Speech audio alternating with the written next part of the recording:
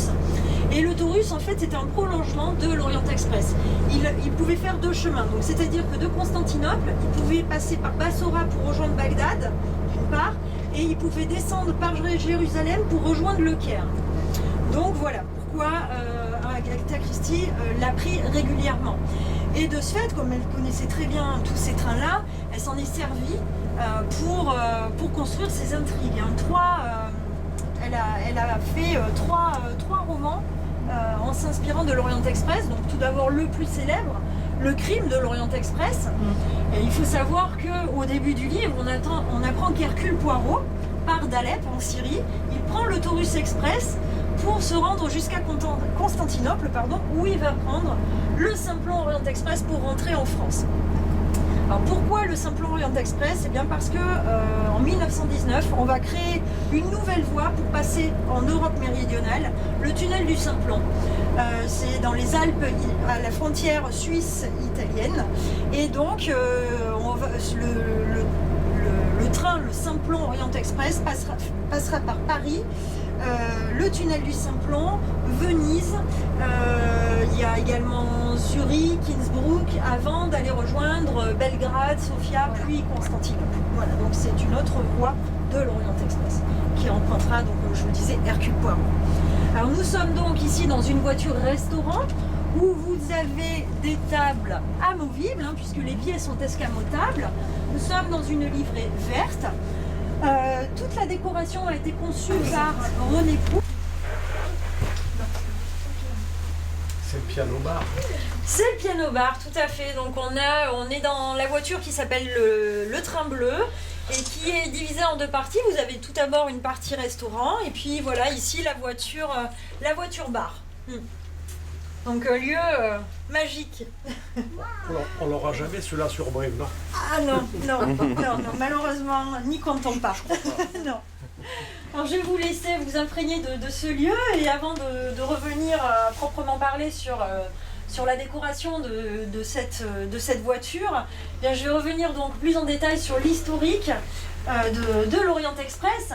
Alors peut-être le savez-vous, mais le train, c'est un moyen de transport qui a fait son apparition dans les années 1830 dans le pays le plus industrialisé de l'époque, c'était la Grande-Bretagne. Et bien sûr, de suite, le succès a été immédiat et ça a très vite sonné le glas du moyen de transport usité jusqu'alors, qui était la diligence. Donc c'est vrai qu'il y a un fossé entre les deux. Et du coup, très rapidement, ce moyen de transport s'était étendu à l'ensemble de l'Europe, mais également aux États-Unis. Et il faut savoir que le train a même accompagné la conquête de l'Ouest américain au fur et à mesure. Donc les rails étaient posés au fur et à mesure qu'on progressait vers l'Ouest. Et c'est à partir de là qu'est vraiment apparue la notion de voyage.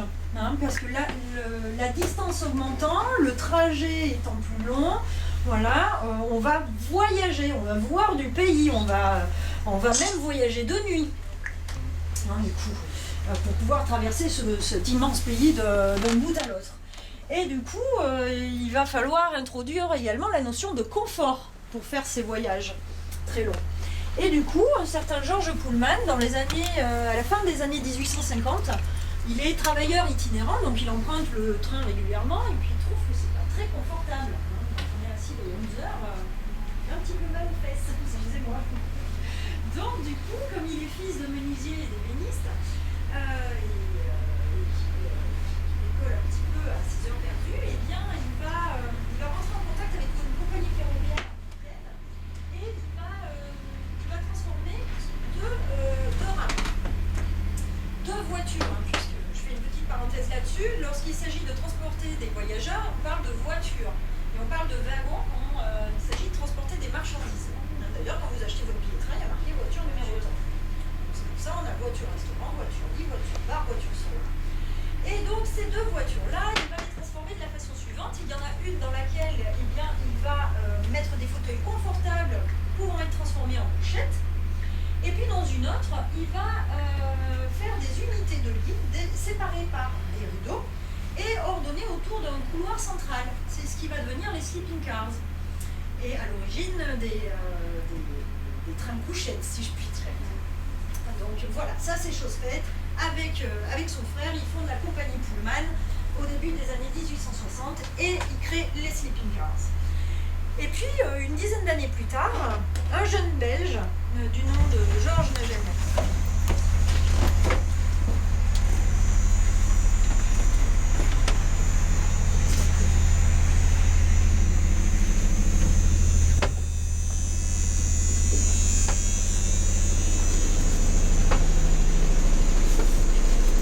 C'est là où ils mettaient là.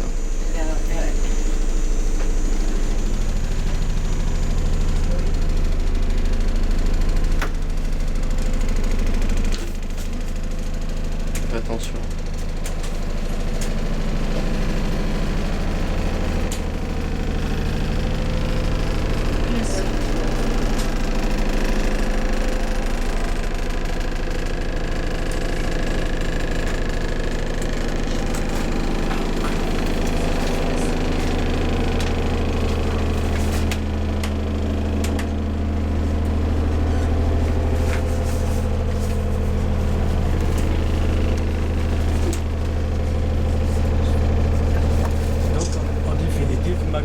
D'avancée moderne, on a les regrets. C'est vrai quand on voit ça, et qu'on voyage dans les trains comme celui qui est en face, il y a deux mondes. Hein.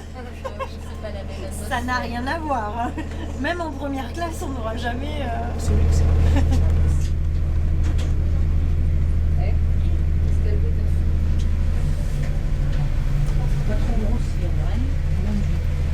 chic. Oui. Vous avez moins de problèmes que nous, quand même. Dans son...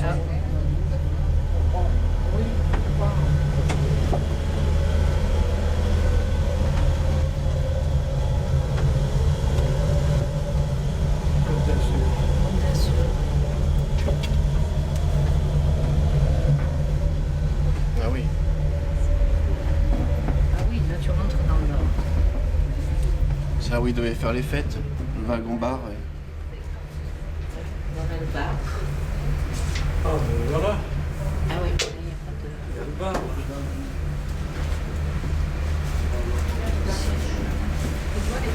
C'était pour danser.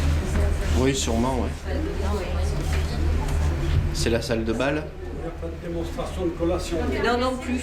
Pour nous montrer ce qu'il faisait avant. C'est bon. C'était pour danser, là. Ah là oui, c'était la voiture bar. J'ai entendu des bruits, il y en a qui font la collation avec le bar.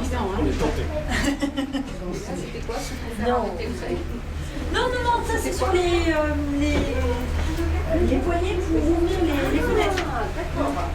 Oui. Donc nous voici dans la voiture Côte d'Azur, qui est une voiture bar, comme vous pouvez le constater. Donc les gens venaient s'y désaltérer, c'était un lieu de vie mondaine, hein, où on pouvait donner également des fêtes à l'intérieur. Donc là on retrouve la décoration de René Lalique, alors pour des verres en vie très sobres. René Proux a conçu ses aérateurs au plafond, hein, puisque voiture bar, les gens y fumaient à l'époque. Ah, quelle chance ils avaient. Ça dépend. C'est un non-fumeur qui vous le dit. Hein. C'est un non-fumeur. Mais du coup, voilà, de très jolis aérateurs. On retrouve des porte-bagages en métal blanc. Les boiseries sont en plaquage de bouleau de Finlande et avec de magnifiques marqueteries là aussi au niveau du bar et au niveau des placards à vaisselle. Donc un travail extrêmement soigné avec de l'ébène et beaucoup de motifs floraux, végétaux avec différentes essences de bois et qui donnent différents coloris. On a du bleu, on a du corail, du vert, du gris. Et là c'est pareil, vraiment des marqueteries très tendance art déco. Alors peut-être avez-vous vu la petite fenêtre ovale à l'entrée, vous verrez la même à la sortie, donc conçue par... Magnifique. Pour ça, je dis qu'on a encore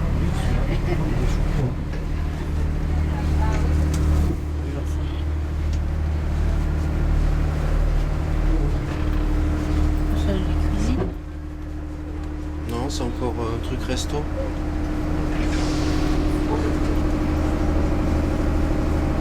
Un peu plus luxueux celui-là.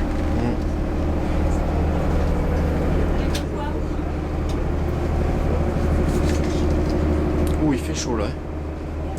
On est loin d'avoir ça. Oh là. Bon, celui-là, il est beau aussi. Oui. Il est beau celui-là. Ça rappelle l'autre qu'on a vu. Celui qu'on a vu en deuxième.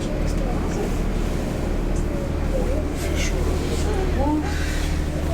Vous savez, au fur et à mesure, on se déshabille. Hein. Pour l'instant, je tiens le coup, mais Non, la SNCF a quelque chose, oui. Vous avez envoyé pour nous servir de base. Enfin, on recherche. Mais après, Et vous voulez maintenant? Oh. Maintenant, si on pouvait s'asseoir l'un sur les autres, on régresse. on régresse, oui. On est maintenant. Pour l'époque, celui qui voulait atteindre ça, je ne te dis pas comment il était, celui qui voulait pas l'atteindre. à savoir ça, Il y avait il des a accepté. Mais et c'était des Là, on l'a su il y a plus d'années. Et c'est vrai que du coup, oui, il vous aurez accompagné, je lui aurais dit, bah, venez. Il va falloir qu'on m'assoie dedans pour voir, pour essayer. Vous ne pouviez pas. Non, là, non. Là, non. Voyez, Moi, ça, généralement, il y a eu un échange avec lui. ça, oui, mais ça, c'est les aléas des sociétés comme aujourd'hui. Il ne faut quand même pas exagérer. Non, il ne faut pas exagérer. Il est couvert quand même. Des gestes qu'on voit quand même. Oui, mais ça, oui, malheureusement, on n'est pas à l'abri.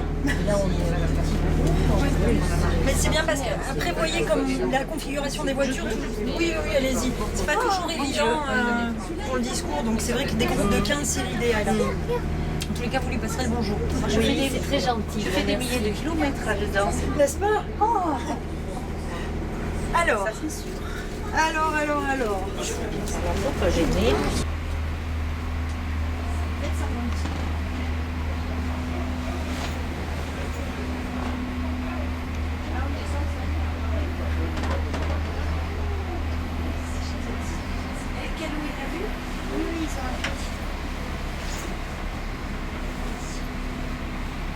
C'est à nous tout ça. Attention derrière pas le chéri. C'est à nous ça? Oui, c'est à nous. C'est à nous. Je sais pas si nous on va chercher celui.